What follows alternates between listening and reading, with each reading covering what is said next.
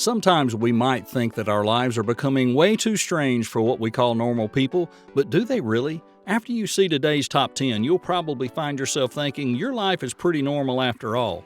We present to you the top 10 people who live strange lives. Number 1 is Sarah Chrisman. This woman would never have thought what the future has in store for her when she tried on the corset her husband gave her for her 29th birthday. She says that her life was absolutely changed after that, and she became immensely interested in Victorian fashion and clothing. Soon her husband joined her on her path, and now both of them are living as close to Victorians as possible. If you think that sounds romantic, you might want to think again, because being so committed to this means you're making some big sacrifices. For example, wash yourself with a kitchen basin every day, hand sew all your clothes, and use oil lamps for lighting. Number 2 is Martha Mason. After this, you'll never complain your house is confining again, or at least you shouldn't. This amazing woman spent over 60 years of her life immobilized in an iron lung after becoming paralyzed due to polio when she was young. She was born in 1937 in Lattimore and died in 2009 at the age of 71.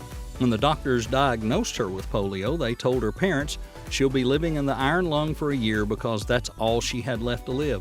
But Martha not only outlived them, she actually graduated both high school and college, wrote a book, hosted many dinner parties, and in general lived a happy and fulfilling life. A truly remarkable woman. Number 3 is Lindsay Heyman, or as people know him, the man with the cross. The Englishman spent 26 years of his life traveling the world as a street evangelist and talking about Jesus to anyone who would listen. What makes him special? He was carrying a cross. You might think that many Christians carry a cross, but this was neither a necklace nor a small one you carry in your pocket or suitcase. This cross was a big one he had to carry on his shoulder, just like Jesus did. The cross itself was made of cedar wood and measured 12 feet tall by 6 feet wide, and Lindsay usually carried it over his shoulder for up to 12 hours every day. When he's not in the streets, he lives in Cornwall with his wife and their 4 grown children. Number 4 is Gary Matthews. Gary Matthews likes to be called Boomer. He lives like a dog and wants to be accepted and recognized as one. To be honest, we can't see why not. He already barks, chases cars, digs for bones in the backyard, the whole 9 yards. He of course wears a dog collar and also eats his favorite pedigree from a bowl, loves a dog cookie and a milk bone here and there also. The idea came to Boomer when he was just a kid and watching NBC's hit show Here's Boomer, which was about a dog that travels around and helps people. Although he still hasn't managed to legally change his name, he still tries, and we can't help but wish him all the best. After all, he's such a good boy. Number 5 is Chloe Jennings White. Although upon hearing what Chloe Jennings White wants most in life, you'll get angry. If you hear her life story, you may change your mind. Chloe always wanted to be disabled, and she's using a wheelchair to move around, although her legs work fine. This wish has made her get a lot of insulting mail and even threats from people who think she's just spoiled or doesn't understand how difficult disabled people really have it. But in reality, what Chloe has is a disease called Body Integrity Identity Disorder, or BIID for short. She has intentionally tried to harm herself and likes to do a lot of extreme sports like trying to get into accidents where she would be paralyzed from the waist down. She said she doesn't feel like her legs are supposed to work, and the fact that they do gives her anxiety. There are actually a lot of people that suffer from the disease that Chloe has, although not many of them are so vocal about it. Number 6 is Maria Butchke. Being in a throuple, it's not a new thing, but being in a relationship with 2 men at the same time and living under the same roof without them being romantic with each other is. The mother of 2, Maria Butchke, realized how much she loved her husband after she left him for another man, but also realized she couldn't possibly live without her lover either. So when the 2 met and started being friends, the idea came up, why don't we just all live together? One of the men sleeps on the sofa, the other one sleeps in a room of his own, and Maria shares a bedroom with her eldest daughter. Both of the men agree there's no jealousy between them and they like taking care of the kids. Maria says even though she has sexual relationships with both men, the 3 of them have never shared a bed. And usually she would be intimate with one when the other is not at home.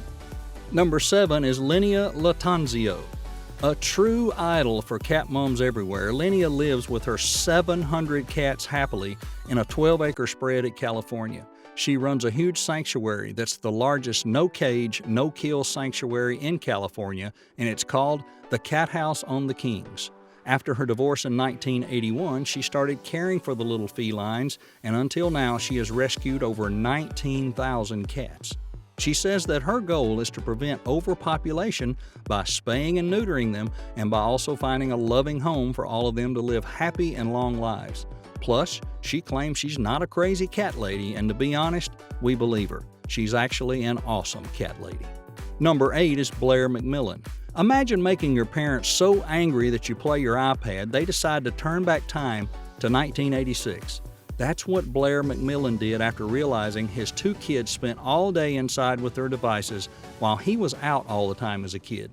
His girlfriend thought, what a peculiar idea in the beginning, but then she started liking the new way of life.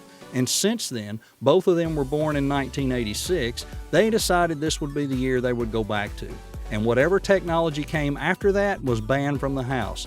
They even moved to a house built in the 80s. That's how devoted they were. After the year ended, the family reported that they are all closer and talk more than ever before. Number 9 is Jay Reich. Jay lives with a dozen false widow spiders in her house, wants to raise awareness about these beautiful creatures, and she believes they're misunderstood. Specifically, she says, these spiders have been here for 200 years and they've not done anything. I don't understand why people get so terrified of them. And she says they make excellent pets. Also, she believes the spiders are really afraid of humans and all they want to do is huddle together and create a web. She was willing to even get bitten by one just to prove to the world that they're harmless. Number 10 is Kyle Candelian. After spiders come the cockroaches. We can say this guy would make Kafka proud, but that would be an understatement. Although he doesn't want to be a roach himself, he lives with about 200,000 of them in his house. He collects and breeds them in his house, both for fun and for profit, and this truly bizarre hobby actually helps him pay for his university. His customers are both curious people who wonder what it would be like to have one as a pet, or people who want to feed the cockroaches to their pets, or actually, universities who buy them for research. Now, this is a hobby we're not going to consider even trying. Well, there you go. That's your top 10 weirdest lives that people live around the globe as we found them. Do you have another life story that you think should be featured on our list? Let us know down in the comments, and we'll see you next time.